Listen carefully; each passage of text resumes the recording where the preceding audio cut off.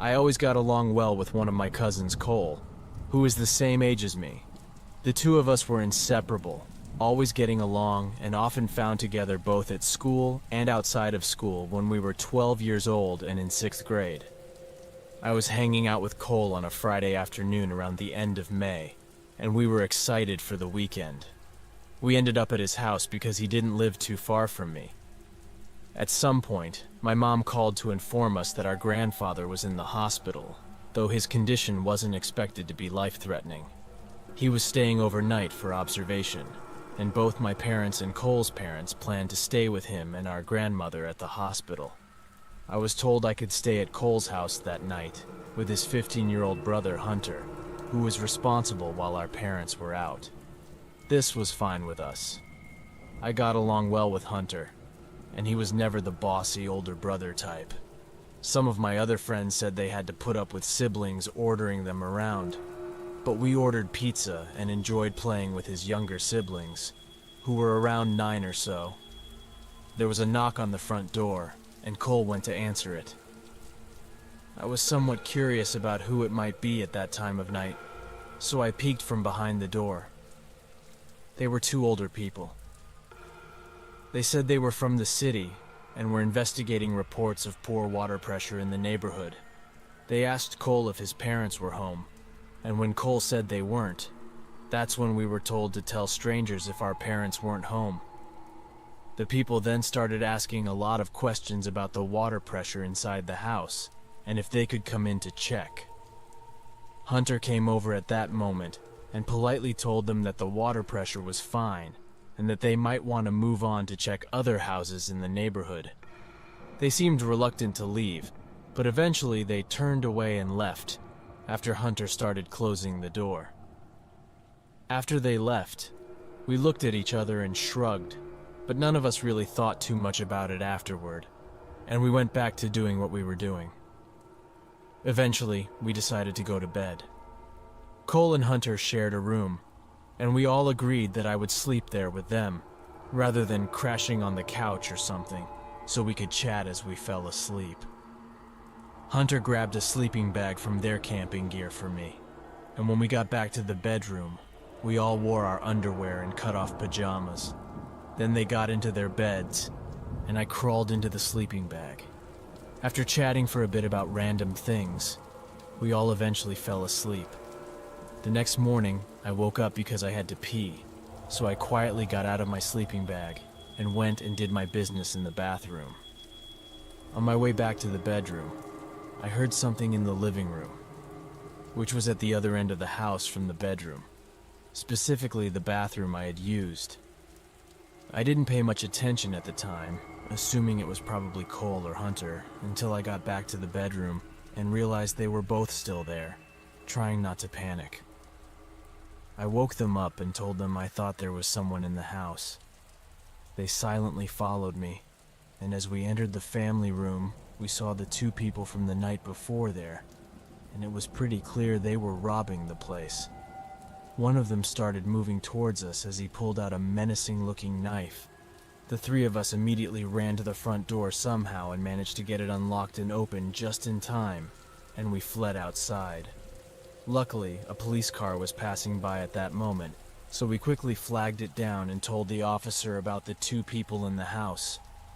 The police requested backup, and within a few minutes, several more officers were there, and they began searching the house. They apprehended the two individuals.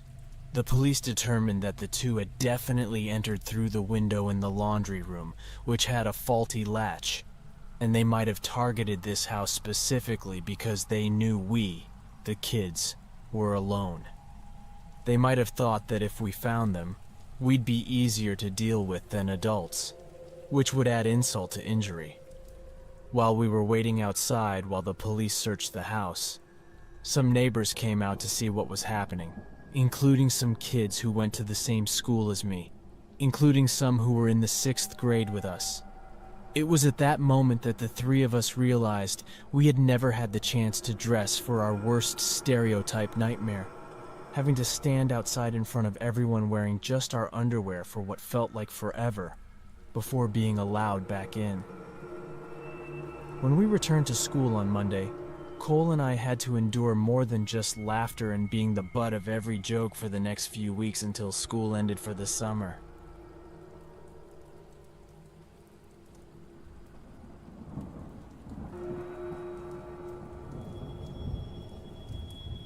One night when I was 14 years old, I was at my friend Jared's house. He's my best friend, and I often go there. My parents knew I was there, but Jared's parents didn't know. My parents were out for the night, so we could do whatever we wanted. Of course, being kids, we stayed up all night playing Call of Duty in Jared's living room. Jared had a TV and gaming setup in his own bedroom, but his dad had just bought a new TV twice the size of Jared's, so we were excited to move the Xbox out there and just play in the living room. Jared asked me if I wanted to stay overnight. I had already thought that's what I was doing, so I was confused. I asked him if I should be there, and he just shrugged and said no. I sighed and decided to go along with it. A few hours passed, and we started to get tired. So Jared grabbed some blankets and 2 pillows for both of us. We decided to sleep upstairs in his room. So we played around for a bit before finally falling asleep. I'm a light sleeper, so it wasn't surprising when I woke up to the sound of music playing outside. I looked out and saw a car parked in the driveway. I thought it might be Jared's mom and dad, but when I woke Jared up, he told me it clearly wasn't and couldn't be one of their cars. The car was still running, but it seemed like there was no one inside. We tiptoed downstairs and found the front door wide open. At that point, my hair stood on end, and I knew we were really in trouble. Jared's room was far on the left side of the house, and was the last door on the left in the hallway, as we turned to go back to his room to grab our phones so we could call for help. But as we passed the bathroom, someone grabbed Jared and started running away. I swear I've never felt so scared in my life. Instead of grabbing my phone, I turned back and started chasing the guy. We were running through the living room, and Jared was struggling to get away from him, and the man started to get away from me. Then, as I ran out the front door down the stairs, I saw a creepy green and brown van parked on the side of the road in front of the house, and that's when I knew I had to do something fast before something life-changing happened. I grabbed a shovel that luckily was lying on the front yard near the flower bed, apparently left by Jared's dad outside unintentionally, and I managed to grab it in my embrace. Far from them, and I hit the man right in the side of the leg with all my might. They both immediately fell to the ground, and I helped Jared to his feet, and we ran back inside, and the man drove off in his van. The neighbors, seeing some commotion, had already called the police, and they arrived shortly after. As for the other car that was in the driveway, we're still not sure what it was. They told me it was a false alarm, and maybe he was cold or something and went out early. Or maybe he had nothing to do with it at all and it was purely coincidence. But I doubt the police will ever find either of the 2 suspects. And going to Jared's house since that day has felt weird to say the least.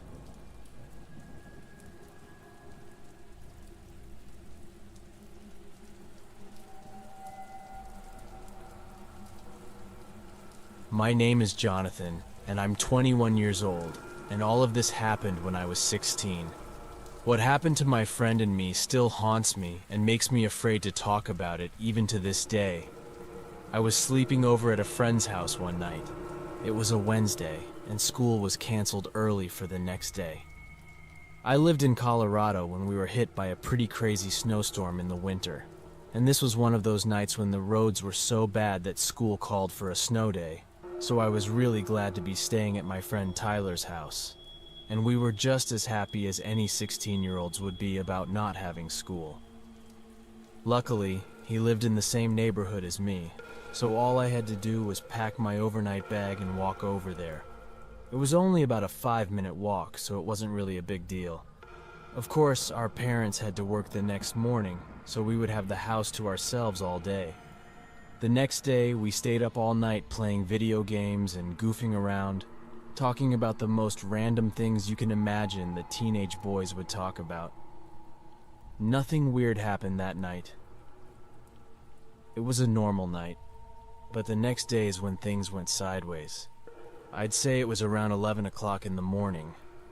Tyler was making a sandwich in the kitchen, and I was using the bathroom when suddenly the doorbell rang. We both heard it loud and clear. Although at first we were scared, we weren't too worried about it.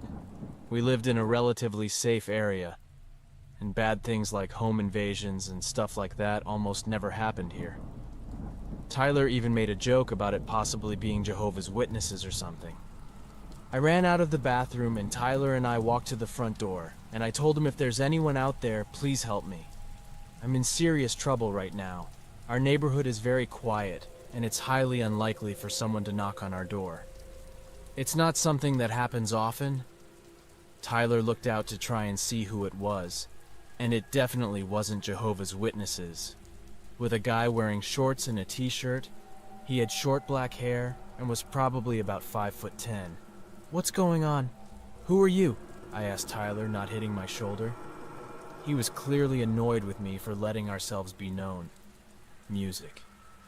Looking back, I really wished I didn't say anything because maybe the guy would have left and all this wouldn't have happened at all. Clearly not the smartest move on my part.